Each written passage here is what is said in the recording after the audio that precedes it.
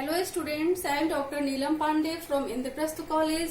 According to our syllabus of BA LLB 4th semester in modern history, today we will discuss on the topic of Rowlatt Act. Before starting this topic, first we have to discuss about its background. Students, England जब first world war में उलझा हुआ था तो उस वक्त भारत में बहुत तेजी से राष्ट्रीयता की भावना विकसित होती है। इंग्लैंड का जब सारा ध्यान युद्ध के बाद भारत पर आता है तो वह देखता है कि बंगाल के बिपिन चंद्र पाल, पंजाब के लाला लाजपत राय और महाराष्ट्र के बाल गंगाधर तिलक के नेतृत्व में पूरे भारतवर्ष में एक राष्ट्रीयता की लहर सी दौड़ गई है। यहाँ तक कि राजा महेंद्र प्रताप सिंह अफगानिस्तान के काबुल में एक अंतरिम सरकार के गठन तक कर देते हैं। मुस्लिम लीग जो अब तक अंग्रेजों को सपोर्ट कर रही थी वो भी कांग्रेस के साथ मंच साझा करती है और राष्ट्रीय आंदोलनों में भाग लेकर स्वशासन की मांग करती है। इन सब चीजों को देखकर अंग्रेज घबरा जाते हैं और ऐसी ही सिचुएशन में वो रॉलेट एक्ट लेकर आते हैं इन आंदोलनों को रोकने के लिए और राष्ट्रीयता की भावना को रोकने के लिए। Students, Rowlatt act Sydney Rowlatt की अध्यक्षता में लाया जाता है। सिडनी रॉलेट इस रॉलेट एक्ट के प्रेसिडेंट हैं। Legislation passed by the Imperial Legislative Council of British India। इस कानून को Imperial Legislative Council of British India द्वारा 1919 में लाया जाता है। और इस एक्ट में है क्या? The Act allowed certain political cases to be tried without juries and permitted internment of suspect without any trial। Without किसी भी ट्रायल के किसी भी पॉलिटिकल लीडर को संदेह के आधार पर वो गिरफ्तार कर सकते थे, उन्हें जेल भेज सकते थे। It gives British officers enough power to repress any political leader and put them in prison. किसी भी औपनिवेशिक राज्य में इतना कठोर कानून नहीं लागू था कि किसी को संदेह के आधार पर लंबे समय तक गिरफ्तार किया जा सके, उस पर मुकदमा चलाया जा सके।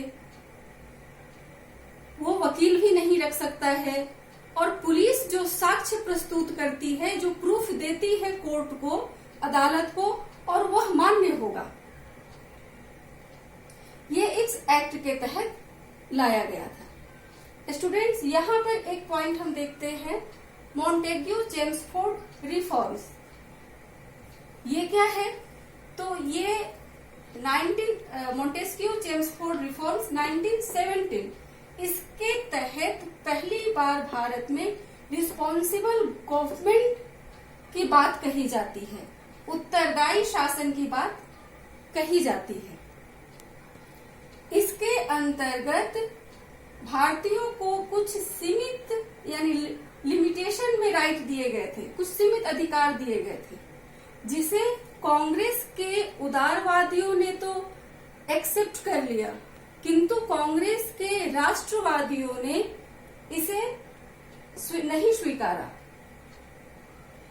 अब इसका उस वक्त कांग्रेस के राष्ट्रवादियों में मोतीलाल नेहरू, दादा भाई नौरोजी इत्यादि प्रमुख नेताओं में आते थे। यहाँ इसके साथ कनेक्शन हम ऐसे जोड़ते हैं कि रॉलेट एक्ट लाने के पीछे मेन मकसद इनके राष्ट्रीयता आंदोलन को रोकना होता है, ठीक है। और लाल पाल ये कांग्रेस के राष्ट्रवादियों में आते थे। स्टूडेंट्स, अंग्रेजों को ये लगने लगा कि मॉन्टेस्क्यू चेम्सफोर्ड रिफॉर्म्स के तहत वो भारत के उदारवादियों को तो संतुष्ट कर चुके हैं, तो अब कांग्रेस के राष्ट्रवादियों को कुचलने के लिए वो रॉलेट एक्ट लेकर आता है। लेकिन होता इसके बिल्कुल उल्टा है। पूरे भारत में इस एक्ट का विरोध किया जाता है। मोतीलाल नेहरू जो एक बहुत बड़े उदारवादी हैं, उन्होंने तो इसे काला कानून तक की संज्ञा दे दी। उन्होंने कहा कि यह एक ऐसा कानून है जिसमें कोई अपील नहीं, दलील नहीं, वकील नहीं, और इस एक्ट का हम पुरजोर विरोध करते हैं।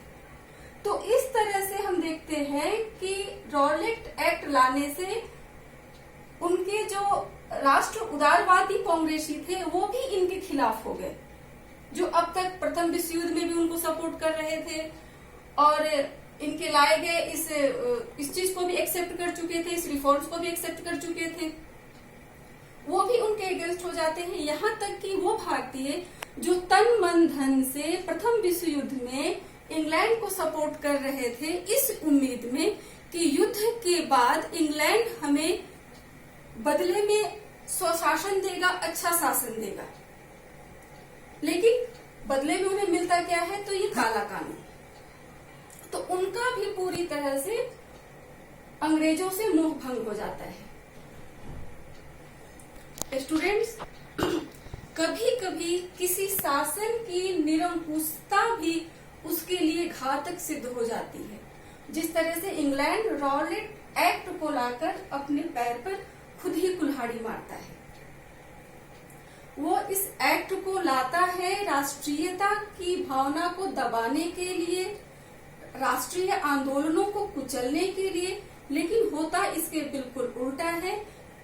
इससे राष्ट्रीयता की भावना और प्रबल हो जाती है और राष्ट्रीय आंदोलनों को गति प्रदान होती है। स्टूडेंट्स, बंगाल विभाजन के बाद हम देखते हैं कि रॉलेट एक्ट दूसरा ऐसा कारण बन करके आता है जो राष्ट्रीयता की भावना को, नेशनलिज्म की भावना को, फीलिंग्स को बढ़ाने में बहुत बड़ा योगदान देता है। स्टूडेंट्स, नेक्स्ट टॉपिक में हम खिलाफत आंदोलन को लेकर आएंगे।